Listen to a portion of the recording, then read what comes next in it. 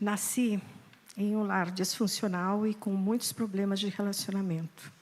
Éramos pobres, morávamos de aluguel em lugares pequenos e extremamente humildes. Sou a quinta filha, depois de gêmeos, com uma diferença de apenas 1 ano e 3 meses. Minha mãe e meu pai não eram casados.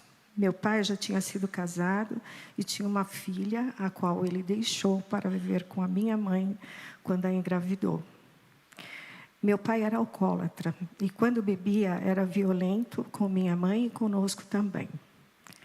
Minha mãe era uma pessoa boa, porém insegura, e fazia qualquer coisa para o sustento da casa. Trabalhava de segunda a segunda. Não tinha tempo para cuidar e nem para educar os filhos. Tive uma infância muito pobre. Por vezes passávamos fome e pedíamos pão para os vizinhos. Por isso, muito mal vistos pelos mesmos. Minha mãe era extremamente ausente, pois só lembro dela trabalhando. Meu pai não parava em serviço, por causa dos maus comportamentos e a bebida. Fui uma criança que brincava muito sozinha, pois as mães das amiguinhas não gostavam da nossa família.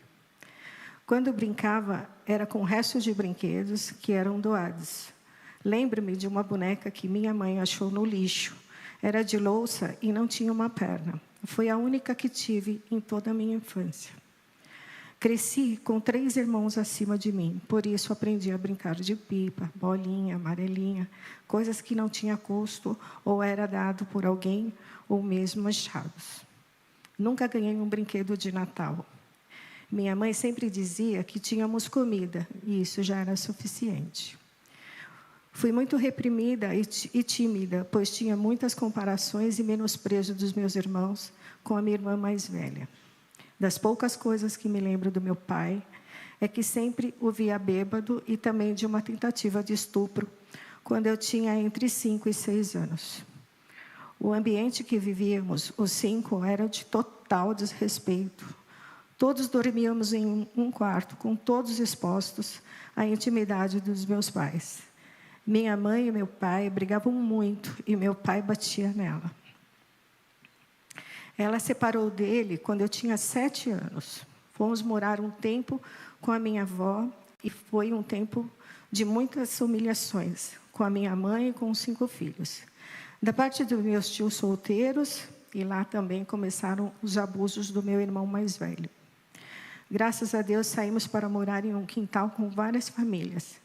Minha mãe continuou a trabalhar de domingo a domingo e volta e meia tinha alguns namorados que dormiam em casa.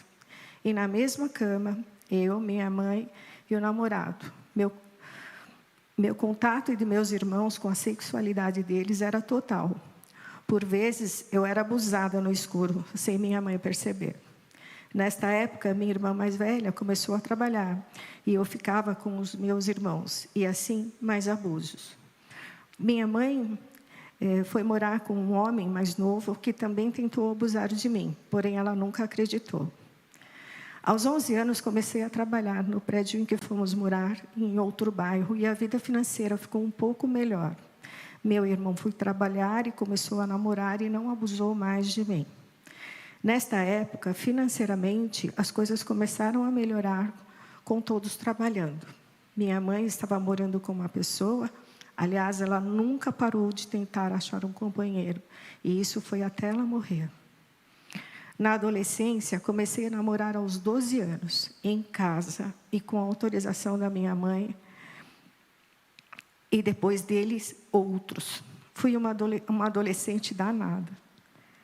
Minha mãe fez até promessa para eu casar, e assim casei aos 17 anos, com um homem 10 anos mais velho. Um casamento sem amor da minha parte, porém um homem bom e de bons princípios. Conheci com ele o que era uma família,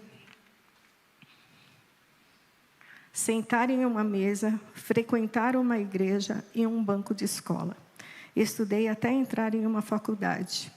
Tive 2 filhos com ele, que são os meus maiores tesouros. Fui uma mãe muito rígida e nunca deixava eles com ninguém e nem dormir na casa de ninguém. Era uma leoa quando se tratava deles. Com 11 anos de casamento, me separei, pois me sentia presa e não o amava.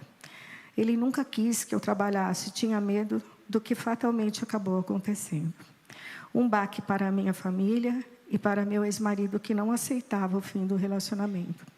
Foram dias, meses, anos, com ele tentando reatar, mesmo eu casada com outro filho, casada e com outro filho, não parou de tentar. Quando eu me separei, comecei a trabalhar. E foi uma ascensão meteórica. Conquistei muitas coisas, era muito responsável e dedicada. E com a convivência que tive com meu ex-marido e com sua mãe, me tornaram uma profissional competente e um ser humano melhor. Obrigada, dona Ana, um anjo de Deus que enviou em minha vida. Sempre te amarei e serei grata pela senhora. 2 anos se passaram e eu voltei a falar com um namorado da adolescência que não tivera tanta importância na época. Saímos algumas vezes e, na minha carência e com um radar totalmente tantã, começamos a namorar.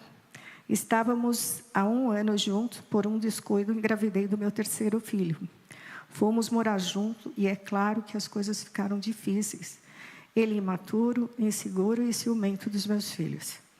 Ele trabalhava um tempo, logo perdi o emprego, nunca foi de ajudar, achava que a responsabilidade não era dele. Eu trabalhava e cuidava de todos, os filhos, um adolescente, um pré-adolescente e um bebê. Eu era muito apaixonada e ciumenta, muitas brigas em relação à forma em que eu me relacionava com os meus filhos e o meu ex-marido. Empurramos com a barriga por anos, vivíamos sempre brigados. Hoje penso o quanto eu era codependente emocional dele.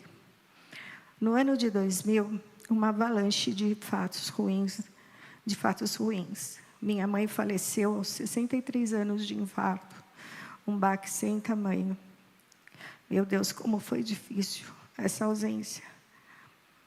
6 meses depois, meu filho mais velho foi fazer faculdade de Direito em outro estado, com o pai. E mais 1 ano, meu 2º filho também. Foi uma tristeza sem tamanho. Jamais imaginei na minha vida que meus filhos iriam sair de casa. Sempre achei que filhos só saíam de casa quando casasse. Nesse tempo, eu já frequentava a igreja evangélica e amava servir a Deus. Nessa época, me lembro que perguntava para Deus por que tantas perdas.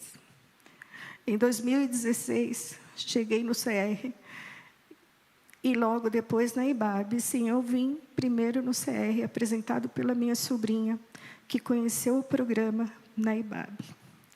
Muito machucada e ferida, achava que iria consertar meu marido. Ledo engano, o CR era para mim mesmo. Comecei a frequentar, ouvia, ficava hipnotizada com as lições e com os testemunhos de vida. Na sala de partilha, não queria ir embora. Poderia fazer partilhas a noite inteira. Fiquei frequentando direto e, após 3 meses, fui para o grupo de passos. Melhor decisão da minha vida. Foram meses grudada na cadeira, segurando minha bolsa como segurava toda a minha vida. Escutava muito e falava pouco. A parte da negação era eu todinha. Fazia as lições e, por vezes, escrevia o que as irmãs falavam. Para mim, era esclarecedor e muito importante. Eu não queria perder nem esquecer nada. Chegamos à lição inventário e fizemos um retiro. E foi como estou hoje, compartilhando hoje com vocês. Um irmão partilhou sua história de vida, dando ênfase à sua infância e aos abusos que sofreu.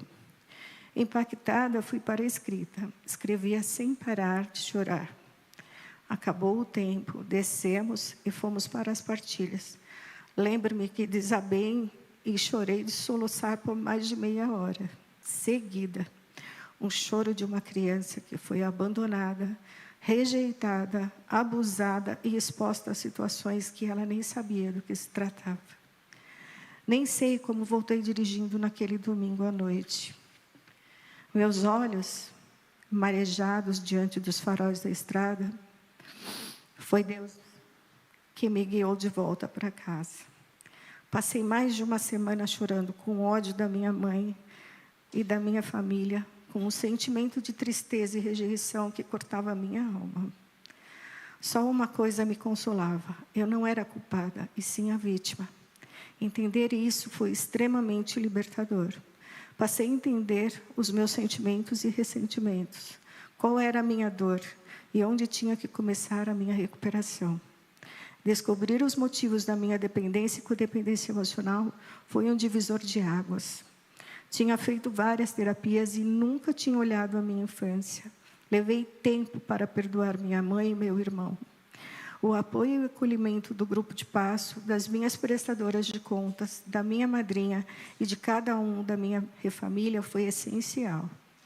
Assim, passado 2 anos, entre fazer e liderar grupos de passo, fiz o perdão impossível para minha mãe. Entendi e perdoei ela, pois ela me deu o que poderia ter dado, e com certeza foi o melhor.